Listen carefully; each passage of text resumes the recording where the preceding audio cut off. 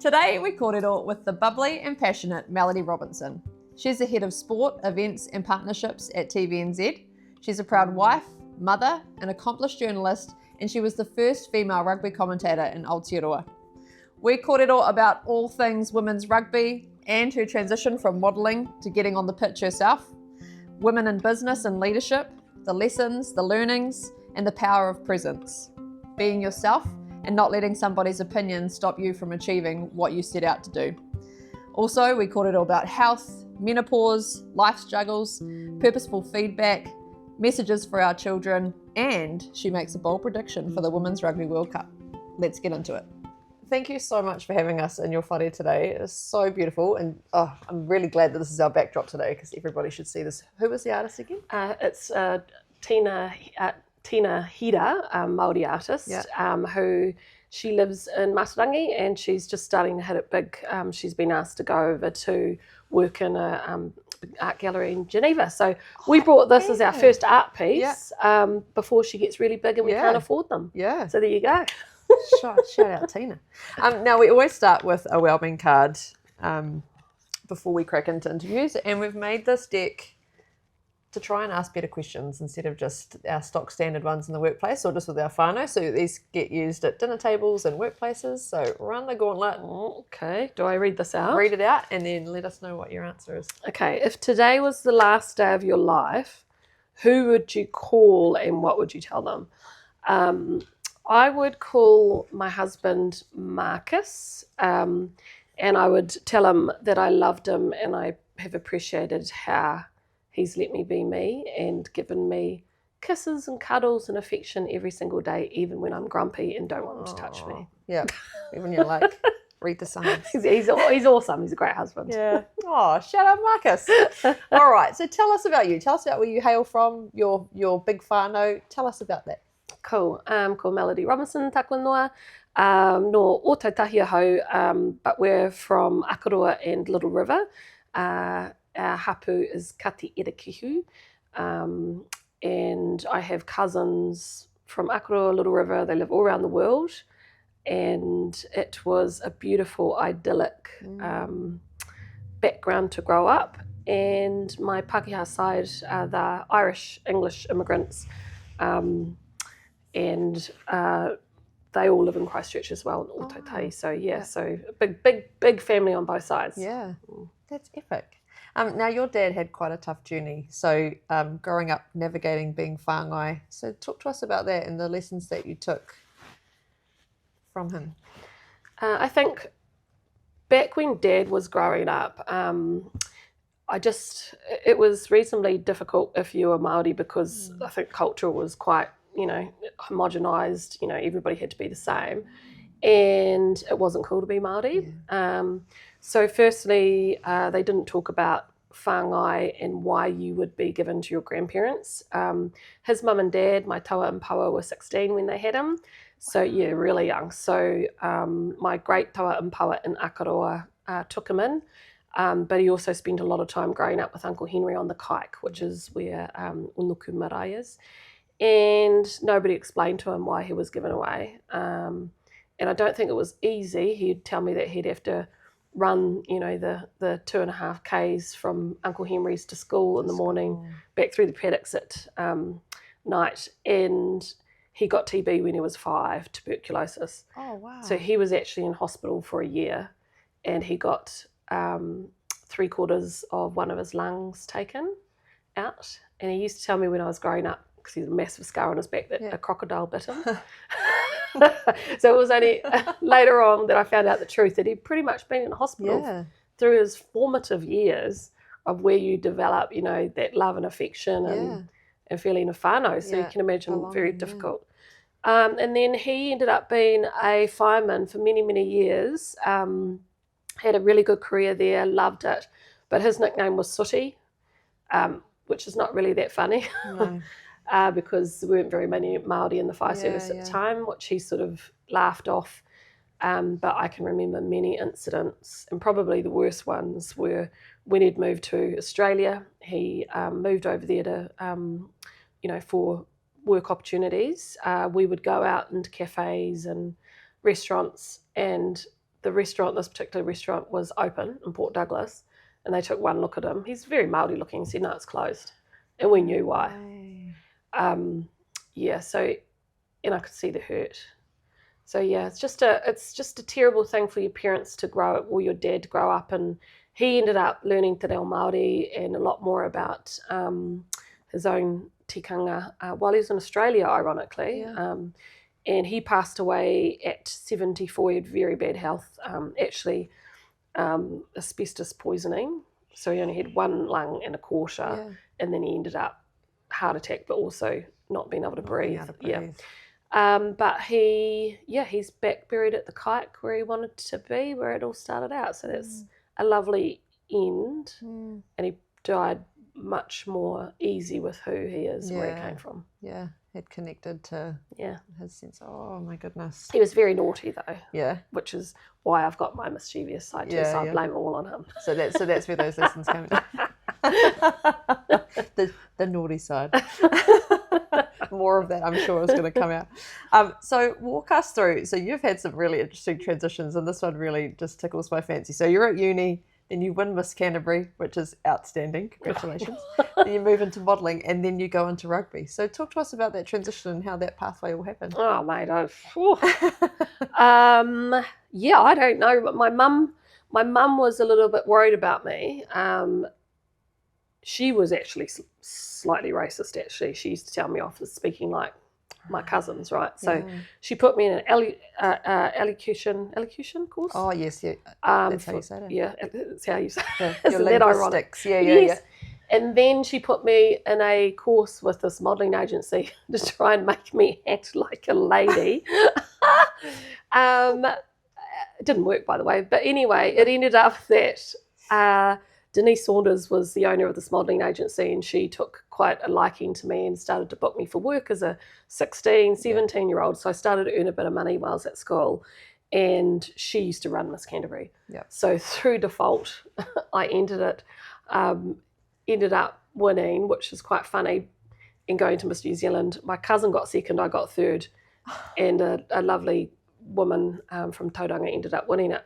It's weird. It's not a cool thing these days to do beauty competitions, but there were some good lessons out of it. Yeah. And most importantly, I think that during those years, 5th, 6th, 7th form, years 11, 12, 13 these days, I was earning money, got myself really wise about working hard in my spare time, brought myself a car when I was, 6th form. So it gave me some good lessons about getting out there, working hard, which I ended up doing at uni too, working in pubs and things, put me through. So, setting yourself up. No, it's weird. But I always wanted to play rugby, thanks to Dad. He loved rugby. He played for Taranaki himself. My great poa was a Māori All Black, and my great uncle was an All Black. So we had this whānau love of rugby, and I always wanted to play. So when I went to uni, there was a sign on the uni coal notice board, girl rugby players, come down trial if you ever wanted to give it a go. Turned up, there was, 80 girls, I'm not joking, 80 girls there to trial for university. Yeah. And I didn't know actually how to play the game, didn't really know the rules. Had a great time, tackled heaps of people.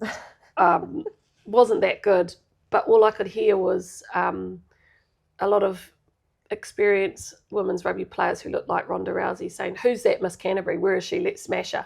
But the great thing is that if you don't have makeup on and you're not glammed up, no one knows that you'd be a Miss Canterbury, so no one knew it was me. But once I touched the rugby ball, that was it. I fell in love with playing, and modelling, I was doing a little bit of it, but I had bruises all over my body, and I did a farmer's lingerie show, can you believe it? And all of my male buddies, my besties from universities, my second year of uni, turned up and just catcalled bruises. I'd broken a finger, and I was like, nah, I'm giving it up. Yeah, that's me. That was it, rugby. You can just imagine you turning up and the lady being like, "Hey, can you what have you done to yourself?" Yeah, and I didn't have a model's figure at that point, because I was definitely training weights and started to get all these muscles, which was not skinny and Kate Moss like. Yeah. but I loved my body. Yeah. It was great. I've got to say now, I'm going to forget what team she's from. Is she from the England rugby team? Is she the captain? And at the moment, I keep seeing her on social media, and she's doing heaps around that body stuff of going, what's the skinny stuff we're talking about? Like, look at this. This is strong. This is beautiful. I'm good. Like, and I'm just like, yes. Like, yeah. Well, that's what women's rugby does more so than any other sport. There's a position for every size and shape on a rugby field, and you can go in and know that you're powerful no matter what your body looks like. And that's one of the best things about it. That woman you're talking about is Iona Meyer. Thank you. Who plays for the United States, and she's a back. She's big. She's bigger than every other back. She doesn't look like a normal back, and then she's in Dancing with the Stars, and she's really open and honest about when you're in normal life, how different you are, and then you're on a rugby field and you get to understand how powerful you are.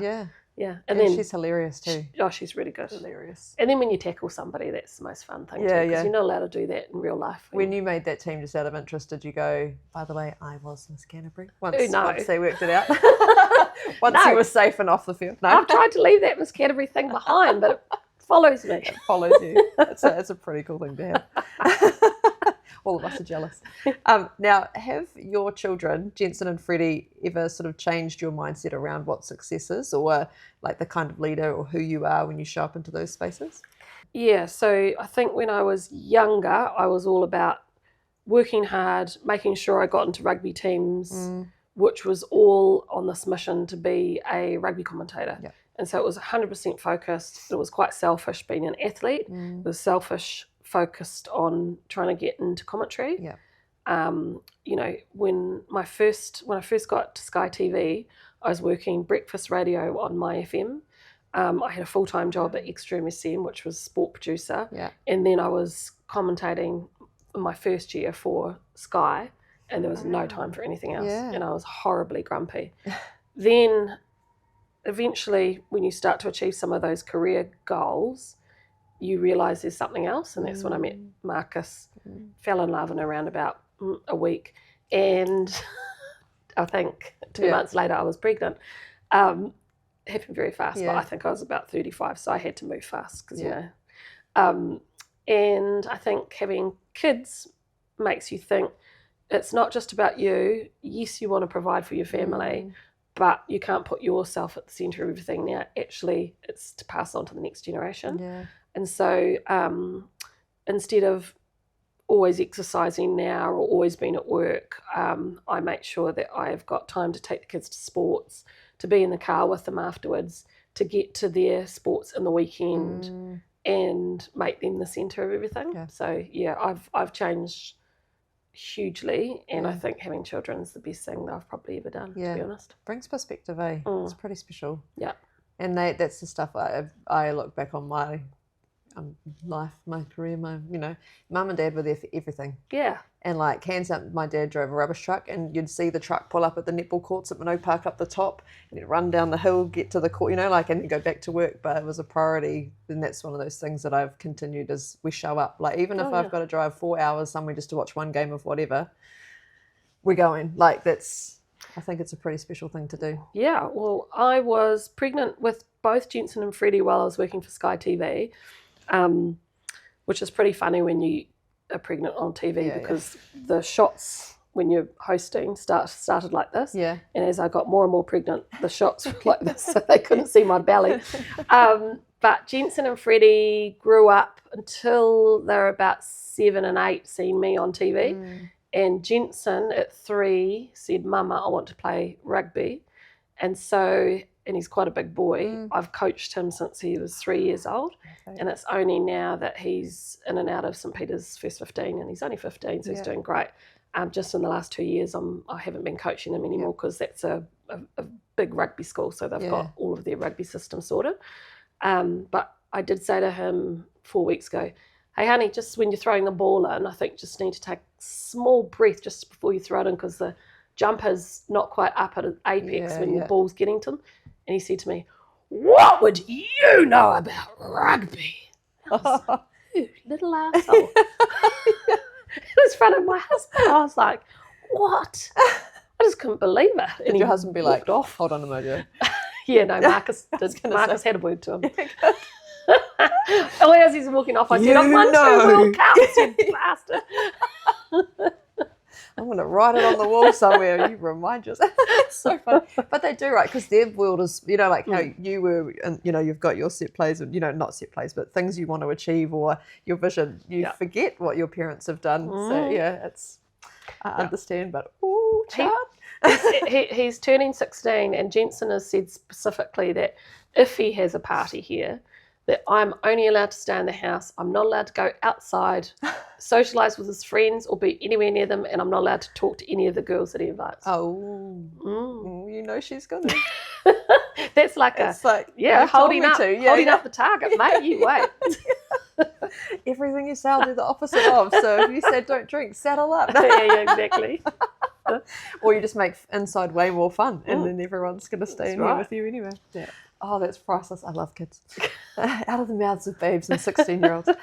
So you had a really invested coach when you were with the Black Ferns, and that really pivoted the trajectory of your career. So tell us about them and tell us about, what was going on and how they really supported you. Yeah, I had 3 significant coaches. Sue Garden-Bishop, who was an amazing athlete herself. She converted me from fullback to flanker, and fought so hard to get the Otago women's team just resources, even water bottles and strapping tape. We had to raise money to go out on a northern tour, and she had to beg the Otago Rugby Union to give us permission to do that. And she was beautiful, feisty. Her first son, Jackson Garden-Bishop, who's now a Super Rugby player as well, was in her belly on our northern tour. Then in the next tour, we were all holding him and, had him there. And she just showed us all what you could do. Didn't matter if you were pregnant, had babies, whatever. She was incredible. Then there was Laurie O'Reilly, who happened to be the children's commissioner at the time. He had put in half of his life to coaching women's rugby. Wow. He was responsible for the first women's rugby team to tour overseas, the Crusadets, which was pre the 1991 first ever Women's World Cup. And God, he was old school. He'd do these horrendous rolling mauls from try line to try line to try line to try line. Oh my God, it sucked. But geez, I was playing in Wellington, and he taught me how to be really hard because, tackling very powerful Pacific Island athletes, which wasn't the case down in Otago. And I would credit him for really making me believe that I could get into the Black Ferns. Yep. And then there was the Black Ferns coach at the time, Daryl Suasua, who decided that he would, because he knows sport changes lives, and he knows that the lessons and the values that you learn. And I think potentially because my parents had broken up when I was 13, and I pretty much ran wild and did what the hell I wanted to do because Mum was trying to support us. I don't think I probably was lucky enough to learn some of the values at home or for them to be cemented while I was a teenager. And Daryl was the person who stepped in and took quite a lead on saying to me, this is good behaviour, this is probably behaviour that's not really accepted. Took a while. I think when he said to me, if I hear about you dancing on bars and pulling your trousers down again, you're not going to make the Black Ferns. And I was like, I thought it was quite funny. And then he made me not drink alcohol at the Sevens when I played for the New Zealand Wild Ducks with him at Hong Kong Sevens after we'd finished, and everybody else was drinking. So he would do things to make me think about what I was doing outside the sport. I'd train, I'd play well, but what other leadership values was I exhibiting outside? I also believe that you should always be authentically yourself. And again, I'll say I like to push the boundaries of rules a little bit, and it is innately who I am. And it's a reason why, say, I'm good at innovating sport broadcasts now, or have been a pioneer in different areas. So there's a balance to it. But yeah, he was very instrumental in me thinking what's right and wrong behaviour. And even just the time and place, say, like going, okay, well, I don't do that thing for the next 4 months, and then No, we used to have a self-governed no alcohol rule when we were building into World Cups and at World Cups, and it was worthwhile doing. It was just kept you 100% focused. We did not have an alcohol drinking culture in those very successful teams in '98 and 2002. Powerful. And that's that stuff that we try and it's we work in sort of the leadership space with rangatahi, and we often talk to them about knowing that, you know, we often say, like, when someone comes under pressure or under stress, we see their true colours come out, but actually we see their coping skills, and if they haven't had role models around them of how to cope and how to cope well, or, you know, what habits to put in place or how to take care of yourself in pressure stuff, then you are going to see the holes, but you're not seeing the true human, and that's not what you're seeing at all. So we try and sort of educate them around that and talk to them about what role models they look up to and why they think they're wonderful. But I think that's a really important thing, even right through workplaces, is don't think you see someone under pressure and they're not, you know, shining lights of amazingness. You're actually just seeing that there's a coping skill that's not there yet for whatever reason of how they've been brought up, or it's just important to know. Or I'll turn it around, that if somebody in your life is coaching you or teaching you and working hard on you, that's kind of active resilience building, and that's what Daryl Suasua would do to me. He'd put me under pressure. He'd ring me every week. He would ask me, what have I been up to?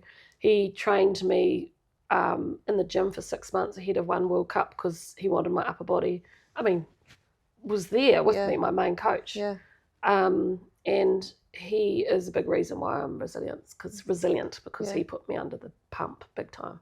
I hated him at the time, but we've talked about it a lot since I've been an adult. And I was an adult. I'm more of an adult now.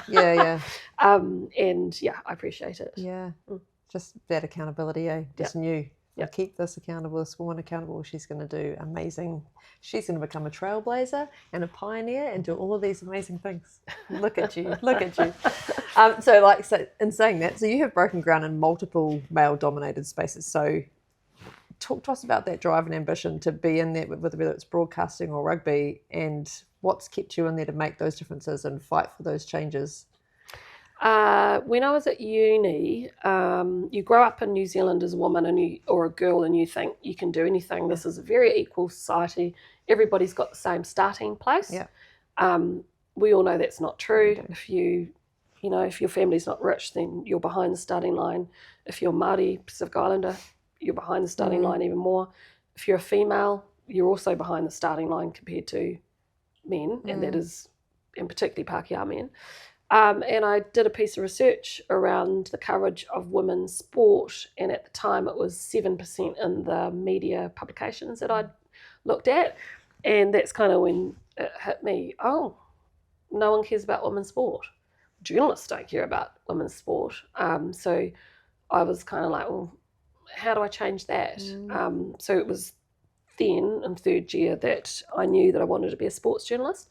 At the time there was Margot Berry and Jane from TVNZ. There were 2 female sports journalists, and that was it. Far out. So it was great because I started to have quite a purpose. So from there, I worked for the student newspaper for a good year and a half, doing voluntary work, applied for all the postgrad journalism, ended up getting in Wellington. And because I was playing women's rugby, I started to get this thing about, because I was watching a lot of rugby, if I become a journalist, I could be like Keith Quinn. You know, there's certainly no females in the thing. And because I was playing rugby, I again thought I could do that. Why not? Why not? So did journalism, and I think I've worked for 14 different media companies in New Zealand. That was in about 11 before I got to Sky TV, and that was all of those jobs, whether it was a 3 a.m. shift to RNZ doing sports reporting, whether it was writing sport for the Dominion, New Zealand Herald, whether it was working for Mana News, doing sports reporting, it was all geared towards getting a job as a rugby commentator. Everything, even the radio, My FM, and eventually through Rick Salizzo, who was doing Sports Cafe at the time, I was on his show as a guest, and I said, Rick, I want to be the first women's rugby commentator. And he was like, well, all right then, and introduced me to a man, Brendan Butt, who was producer at the time, and he did a prop to the head of sport and also Kevin Cameron, who was the lead there, and he gave my CV, and Kevin Cameron looked at it and went, oh yeah, she's a trained journalist, she's done this, she's done that, except for I'd put a photo on the front, and he'd taken it to the CEO, John Follett, and John said, nah, don't want somebody who looks like that being the first woman, because she'll just get crap because she just looks like it would be just fluff. And Kevin goes, okay. And then 2 days later, John Follett was listening to Talkback, and I was filling in for Murray Deaker, and we were talking about rugby, and he rang up Kevin the next day and said, I found the one, she was on the radio last night. He goes, oh, it's the same one. He goes, oh, okay, get her in. So that's how I ended up getting a job at Sky TV. Yeah, which wasn't particularly well received by quite a few people, by the way. It wasn't an easy environment to go into. But, there were some great people there who have supported me over the years. So it ended up being an amazing experience. So when you're in an environment like that where you know you want to be there, but there's those challenges that are around you, this is not one of my questions, but, you know, like what mindset do you have to have in terms of that resilience, I guess, but also, I mean, you knew your purpose, you knew what you wanted to do, you knew the goal, so you're there, but then you've got those voices, you know, a lot of people would go, oh, I don't want to be here, it's toxic, it's horrible, you know, like, what did you talk to yourself about, or where did you connect to? Yeah, it was essentially every lesson that I've learned on the field is a black fern, and the black fern tikanga is what I leaned on in those first years where Super Sport didn't want me there, Fox Sport didn't want me there, and a couple of commentators I worked with and a director didn't want me there either. And it was basically a self-belief that I knew rugby, I really knew rugby, I was good at rugby, and I'd done the work to get there, which is exactly the same as when you're preparing for World Cups. And then you have your teammates that you listen to and use as advisors or your mentors, and they were the ones I listened to. And then the last thing about Black Fern mindset or sports mindset is feedback is really important, and not confronting, but solving the issues. And when it came to one person who was bullying me and was extremely nasty, I ended up going to tell my boss, Kevin, that I was going to go and talk to him. And this is a 22-year-old girl having a conversation with a senior person where I ended up, he was trying to avoid me, but I ended up getting him in the office, and he stood up. I sat down, he stood up. He stood up and yelled at me for half an hour about how he felt I lived my life. And then at the end of the conversation, I said, well, you're not my boss. You're not the person who's going to judge me. It's the audience. So can we just leave it at that you don't, you don't like how I live my life? And that was it. And we had a very uneasy relationship ever since. But I have forgiven him. That's for you though, eh? Not for him. Give yourself the peace. I don't need to hold on to it, but you can still keep being you over there. Yeah, totally. Some people just don't like you. You just have to get over that. You can never, that's what, again, you can never please everyone, right? No matter if he was like, I don't like how you're living your life, and you changed it, then you're going to annoy someone else. Like, you'll never, I was only living my life like just another guy would, by the way. It's just because I was a female. It's because you're a female. Come on, Melodie, there's different standards. Apparently. Sadly.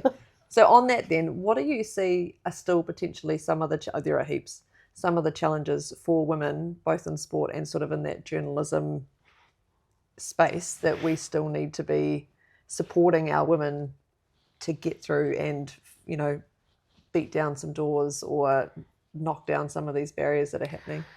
Well, from the 7% when I was at university right up to, I think the latest was 26% of all sport coverage is women's sport in this country, and we're leading the world in that statistic by quite some. Nice. So there have been some major inroads and changes, and one of the step changes was, I think it was 2016, we'd set up the Wonderful Group, which was getting all of the CEOs to put money in to support mentoring, and also a whole lot of other programs like networking sessions and things like that for women to talk to the key power brokers who were all blokes about what their ambitions were and how they could get in. And then a big group of us supported a lot of younger women coming in. Nice. And you can see the results of that at Sky TV today. Honey Hidemi was one of them. Ruby Tui was too, but she's busy doing other stuff at the moment.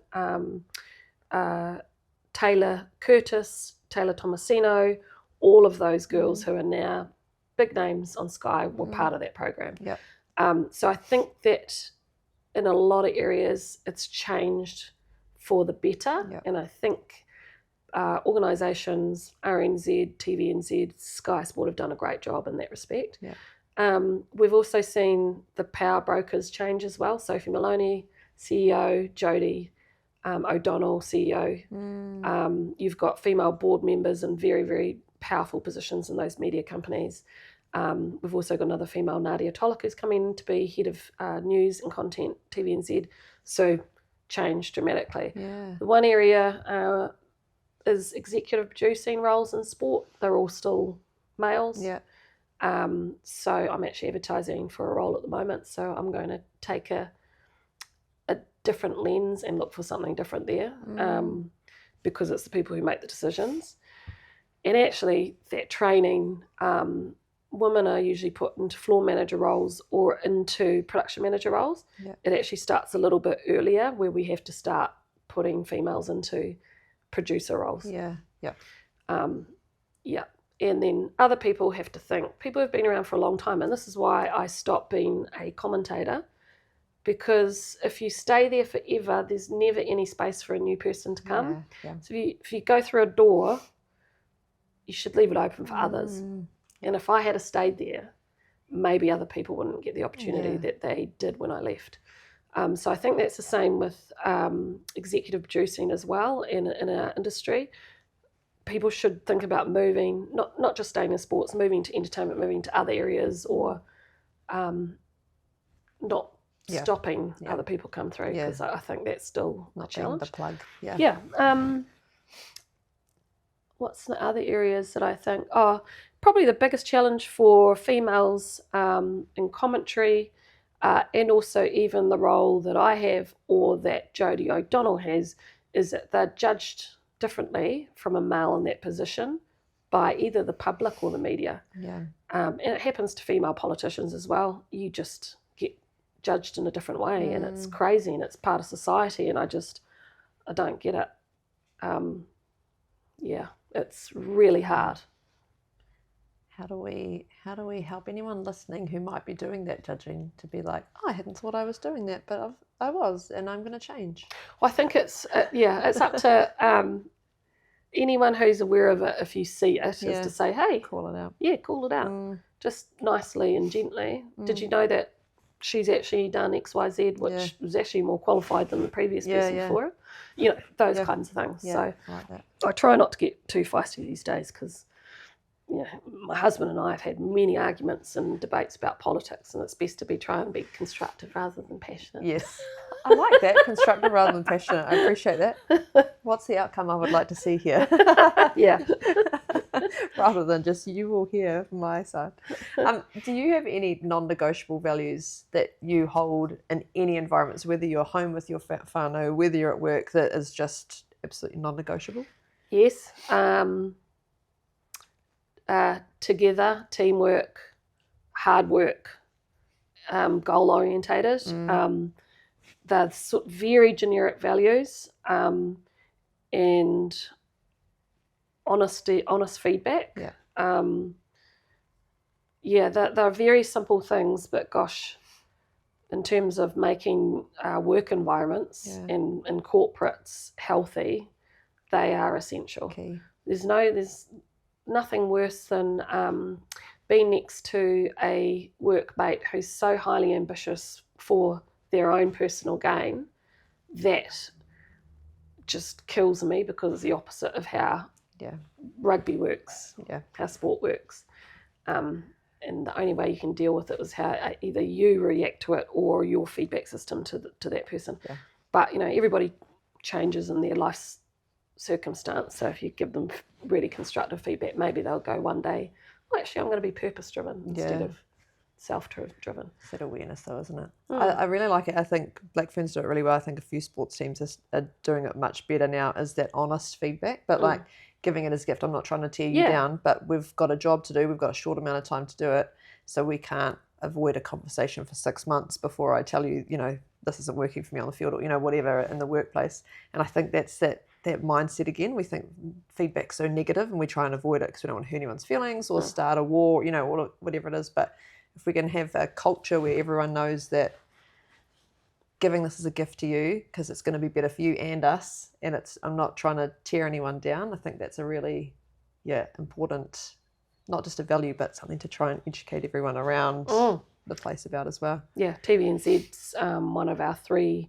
focuses over the next year is constructive feedback. Yeah, because did you know that New Zealanders, it's proven by research, we're a passive aggressive society.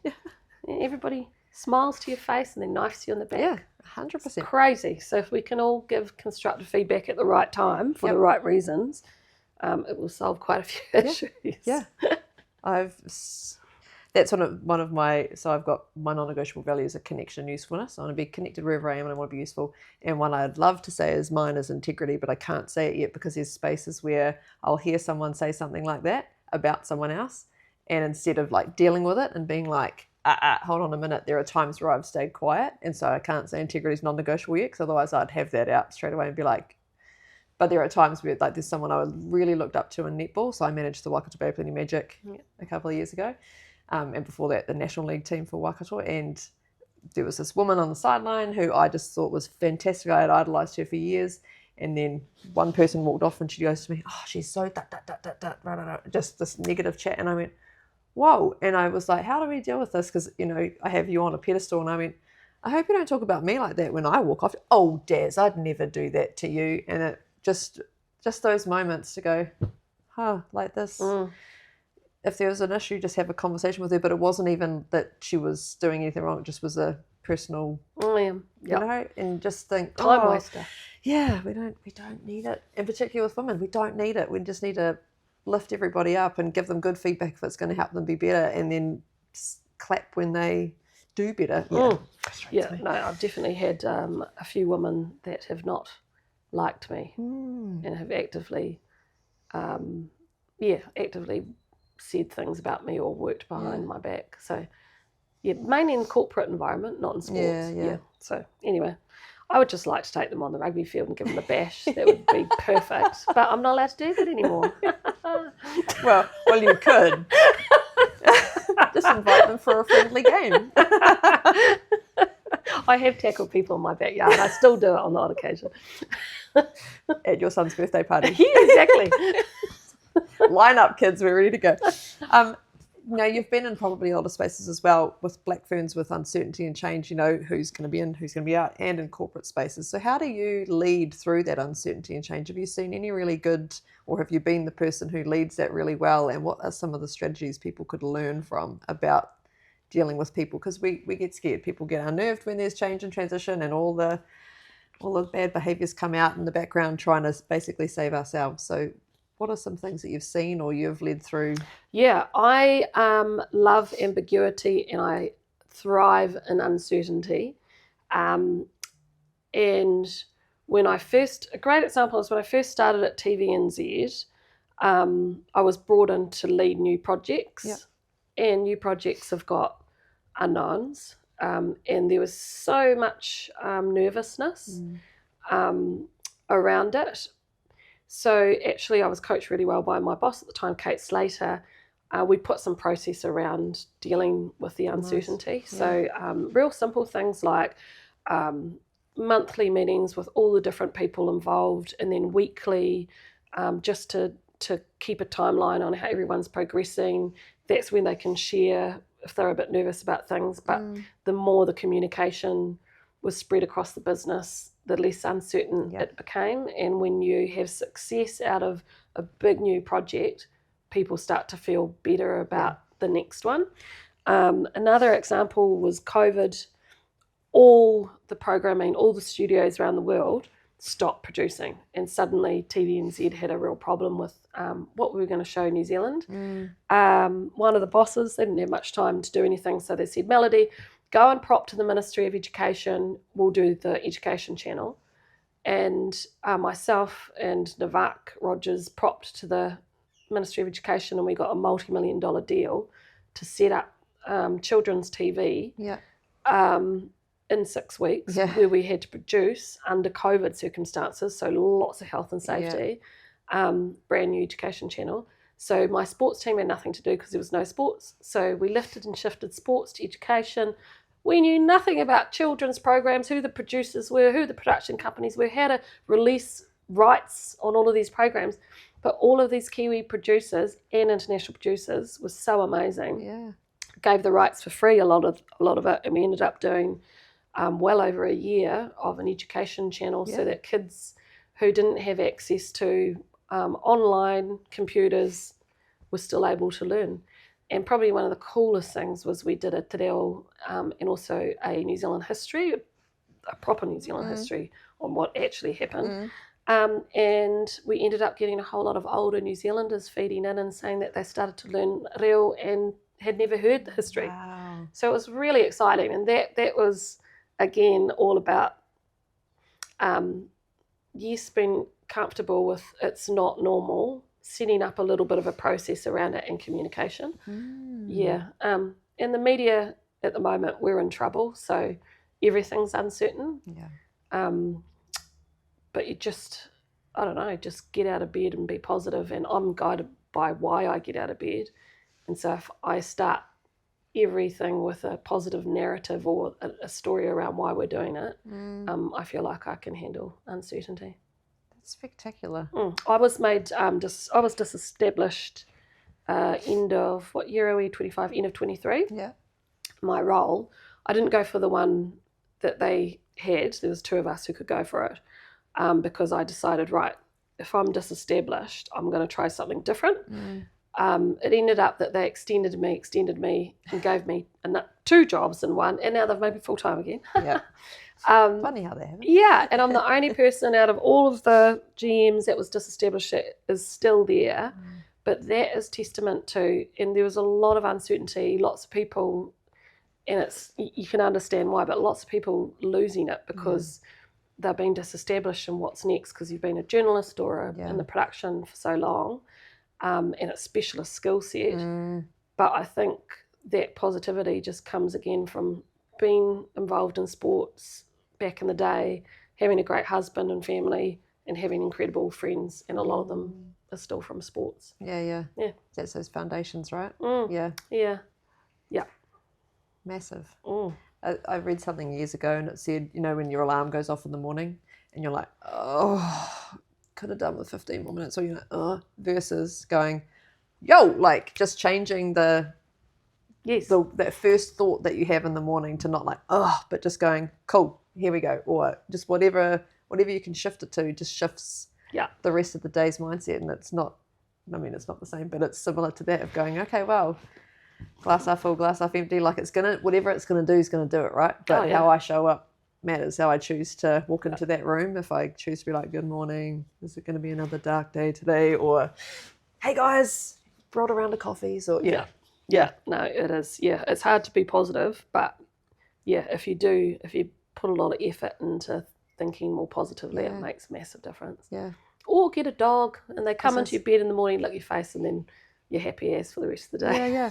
Again, but it's perspective, and I think that's another thing around whānau or the connections that you have. If you don't have that, so if you didn't have all those foundations, that would be a tougher situation. And you know, who do you come home and talk to about it and share with, or get the cuddles when you're grumpy? You know, like all those kinds of things. So that matters as well in those situations. Whānau's big. Now you've talked about being on the pendulum with the health journey of things going really well and things being tougher at times, and that's literally every single one of us who are listening.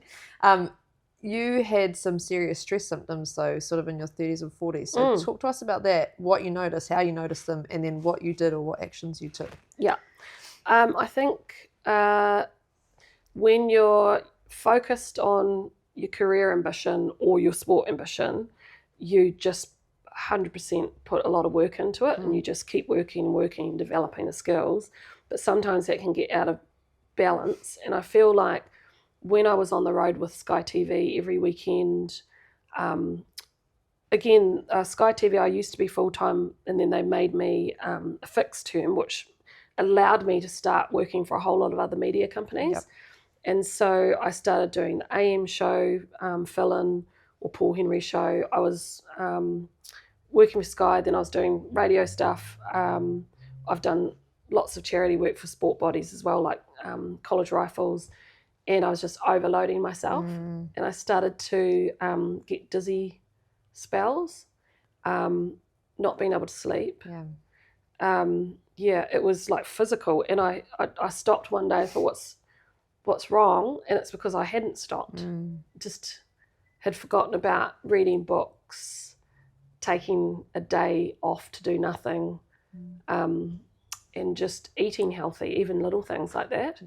So that was, I had that twice during when I was working for Sky. The second time was when I was in the corporate office as head of corporate comms, that I was studying an MBA at the time, which was, that MBA is Masters of Business Association, but otherwise known as Marriage Breakup Association. Even when you don't have a job. It's horrible, but amazing. So I got stress symptoms through that.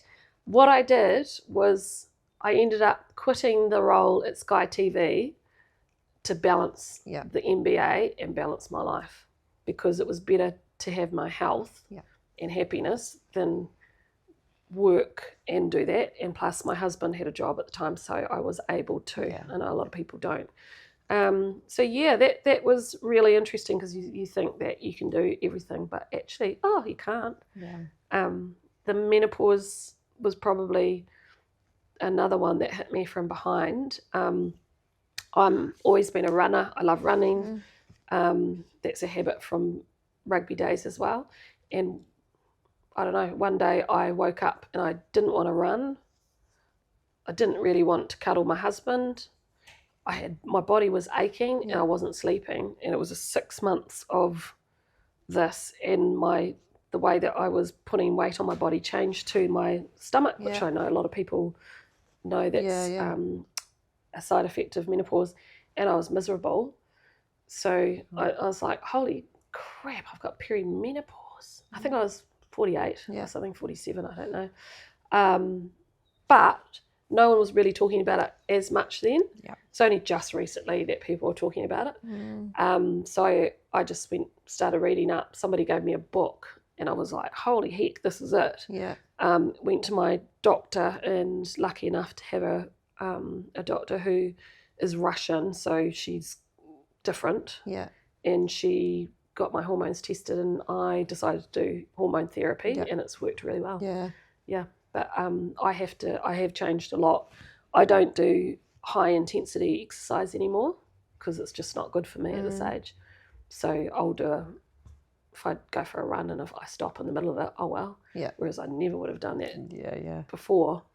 And I'm just a little bit softer on myself. If I don't look good in a pair of togs anymore, well, that's life, isn't it? I'm actually really old. Nobody wants to see you in togs anyway, Melodie. Yes, they do, and they want to see you joyful in your togs, not going, oh no, I better wear a t-shirt. But that's the mindset you have as a young woman. You are brainwashed into thinking you've got to look a certain way. 100%. Then I was an athlete. I did look strong and muscly, and then as you become older, you're a bit hard on yourself if you don't look the same. Well, actually, you're never going to look the same, so it's okay. And no one's going to stand up at your funeral and be like, she looked great in a pair of togs. Hopefully. Maybe they will, because you were, Miss Canterbury. So maybe they will. Oh, gosh. We brought it back there again. Now, you are a huge advocate. I mean, in your role, it's massive as well, but just in everything I think you've done to make sport visible for people, to advocate that it's a life-changing thing, as you spoke about before with the Black Ferns coach as well. So why is it important? And what can we be doing? Like, so for example, with me, with the Black Ferns, whenever they're playing, if I'm not home, I make my family turn it on anyway. If there's women's sport on, it just has to be playing in the background, even if no one's watching because I want to try and add to the viewership so that the, you know, because it counts, like it matters. Yeah. I've got my Black Ferns jersey in the car, and like, you know, like buying the memorabilia, like doing all those things, just quietly supporting as much as you can, buying tickets to games. But how important is it to make sure for our communities, for our rangatahi, that sport is visible and that we get to see those people in their pinnacle events doing what they do? It's so important to have women's sport and a whole variety of different sport visible for people, because if you see it, then you can be it. I know that's a well-used phrase. I guess if I start with my purpose, which at the end of the day is about making sure that the next generation of Kiwis get to experience either the joy or the opportunities that I have had through sport, and I do that through my job at the moment. So my job is leading the sports content strategy, the acquisition strategy, and that means I'm identifying which sports Kiwis will love and want to watch. And when I do that, I have a lens of making sure that women's sport is not forgotten in that. Because when you business case sports, and we've seen this recently with the netball with Sky, they only look at traditional metrics and measures, which is mainly audience. And audience depends on where it's scheduled and how regularly it's scheduled. And if you're not on Sky Sport 1 or Sky Sport 2, you're going to struggle. And if you're not in regular slots, you're going to struggle. And if you don't get the same marketing as the other sports, you're going to struggle. And so we try to look at other things. For instance, if there is a sport which is going to shape the market, then I look at those elements. And a great example of that is I did a big business case to try and win the Women's Rugby World Cup, and Spark Sport had it at the time. And on past numbers, we couldn't really justify the money. So I put a whole lot of other factors in, which was if you've got a massive, big international sport body that's investing, if your national body is investing, if you're playing a product that's a great product and you're winning, people are going to watch it. If you have heroes and stars in your teams, then they're going to connect with the fans. And Ruby Tui and Stacey Waka were already doing that big time. If you have really good capability around the event management, and they had set up a advisory council, which was led by Judy Christie, had Hinewehi Mohi, and that they brought in a whole lot of innovations like the poi at the Women's Rugby World Cup. So I knew it was going to happen and looked at it in a different way. Unfortunately, Spark ended up going with TV3, but that was cool because lots of people still saw it. But it just shows that because I had a different purpose and a different mindset around there, that the intention was different. So I think netball's a very good example right now where because of where it's been on Sky, it would be really tough to justify paying for it, but where we end up with it may be one of the most innovative contract constructs that any sporting body will have here. So so watch the space. Watch the space. Magic. And that's that lens though, right? That's not seeing things for what they are, but what they can be, and the potential that's sitting in there as well. I love that. But to go back to your thing, Jensen and my and Freddie, they watch sports on TV. And Freddie has become a fanatic about golf and has been training hard out for 7 months. Jensen's been watching athletes like Ruby Tui, Braxton, who's just made the Black Ferns. Smashing it. And he actually idolises them more than the All Blacks. And because they've seen them play, they want to be out there doing it too. And so at the end of the day, if we don't have those types of sports in front of our kids, then we're in trouble. If they're just sitting on Netflix or whatever it is, that amen. Because that's what we recently spoke to Jenny Mae Clarkson as well, and I was talking to her about, like, I used to go down and watch her play. So she played for Vedettes, which is a club team in the Tron. And like, I'd beg my mum, please, it'd be 2 hours earlier than what my game was. She'd just drop me off, and I'd just sit there in awe of her and Amy Jean as they like smash things on the court. And then they took away Premier Netball from being down at the courts, and they took it indoors to evenings. So you didn't get to see them anymore. And so then if you couldn't afford to pay for a ticket to the game, or you didn't have, I mean, they weren't on TV at that stage, I guess, anyway, but like you lost that tier of epicness that you were trying to be, and like watching, because those girls could pass some skillful balls, like they were so, and they flew anyway. So I'm all about it too, like as much as we can, having it on, showing the kids, we went down to the Wrexham game in Wellington where they had football, because my children love football. And great. Just all of that kind of stuff of how do you expose them and show them what could be, or you know, what you might get passionate about. Now when you debuted in 1996, you did that in front of 25 people. We read. Come on, New Zealand. Fast forward now, 2025. I mean, well, even just the last World Cup, like they sold Eden Park out. I was there. My friend bought the pass to go to all of the games. She took one of us each weekend, and we travelled up north, and it was so much fun. What a difference! What a change! So, what does that mean for just women's rugby in general? What have you seen in the shifts of the community, or have you seen shifts? Is it the same? You're kind of just like, finally everyone's caught up? Oh yeah. Yeah. Do you know what? Even Wayne Smith says that the best rugby player, well, two best rugby players he's ever coached, one's Dan Carter and the other was Lewissa Wall. Wow. He was the Black Ferns coach in 1997 when she was on the team. Yeah. She's Silver Fern, Black Fern, and she was like Jonah. So the Black Ferns product and the athletes has always been as good as it is now. The difference was we had less people to be selected from, and now you have the media coverage, the professional contracts, and more young women playing, which bolsters that. And you've also got the sevens professional circuit, which has impacted hugely on it as well. Women's rugby is a really interesting story, because I think that it's been driven by the pioneers behind the game, and it has not been the men in control of the game that's driven this, from the 4 women from England who put the 1991 World Cup together despite World Rugby telling them they weren't allowed to, through to I guess that advisory panel for the Women's World Cup thinking outside the box, and then the ticketing strategy they had. There was a woman at World Rugby called Sally Horrocks, who's head of women's rugby, and the ticketing strategy they decided on that World Cup here in New Zealand in 22 was specifically designed to be accessible for families. And so what it meant was, you know, there were $10 tickets. You had the Pacific Islanders, the young kids, the big families, and it was a completely different crowd to an All Black crowd who were very serious and don't make much noise.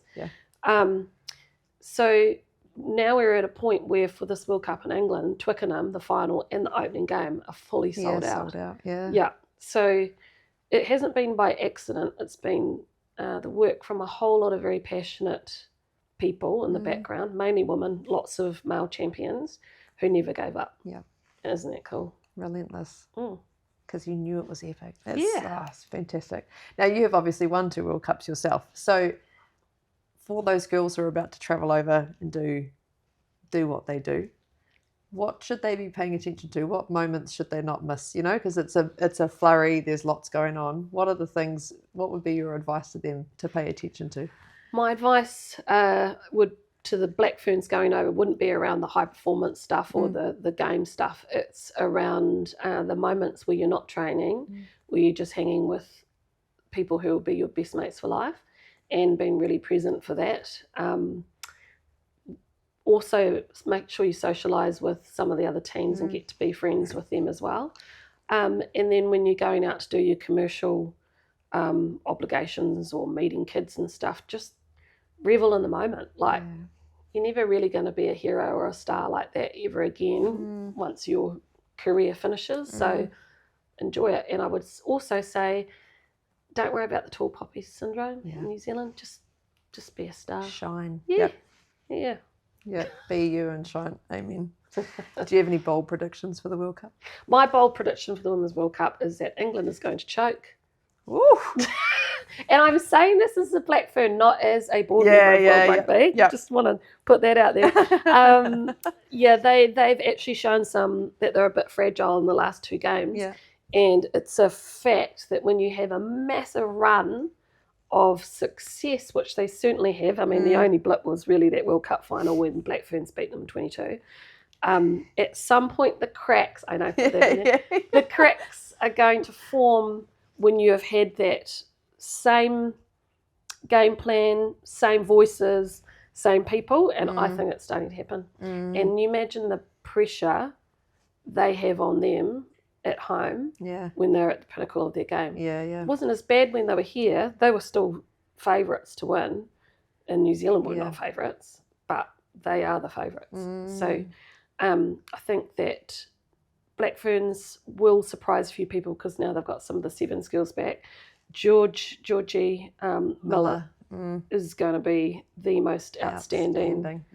Reese at halfback is going to be amazing. So again, the Black Ferns are going to play a really beautiful game.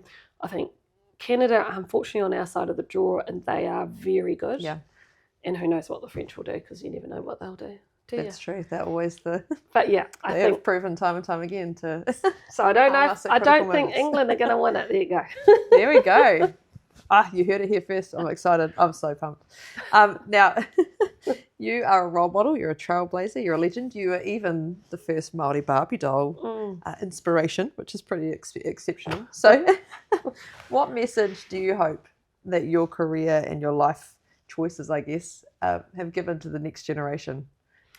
If I do inspire anybody, I'd be really proud to see them try a sport and never give up, being relentless and just pushing through and just really enjoying every moment of it. Like, I know that's really simple, but lots of girls might not want to give things a go, particularly when you're a teenager. You know, you think, oh, I don't have the courage to do that. But yeah, if they're brave and try something and become passionate and find their purpose, that's, if I can inspire somebody to find your purpose, try a sport and do all the hard work to get to the end, that would be great.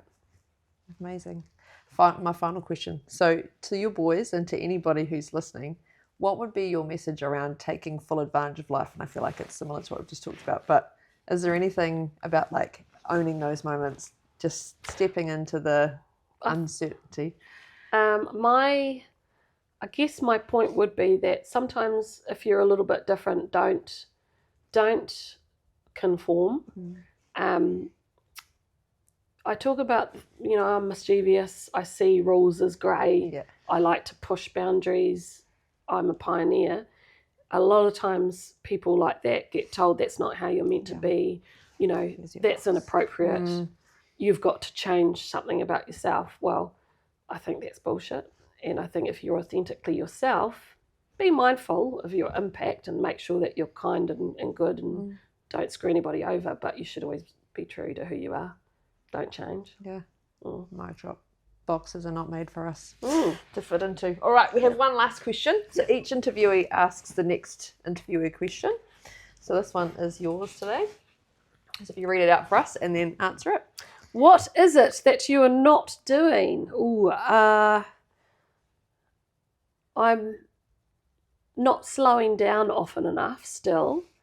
I need to keep to my promise that I would take Sundays to keep planning and keeping myself on track, because I've got a little book, a diary, a little journal thing. God, I hate journaling. I'm forcing myself to do it because I like to be speedy all the time. So slows you down. I need to slow down a bit more. Oh, thank you so much, Melodie. This has been amazing. And there's so many cool takeaways for anyone listening. So thank you very much. And thank you for listening, and we'll see you again next time. Ka kite.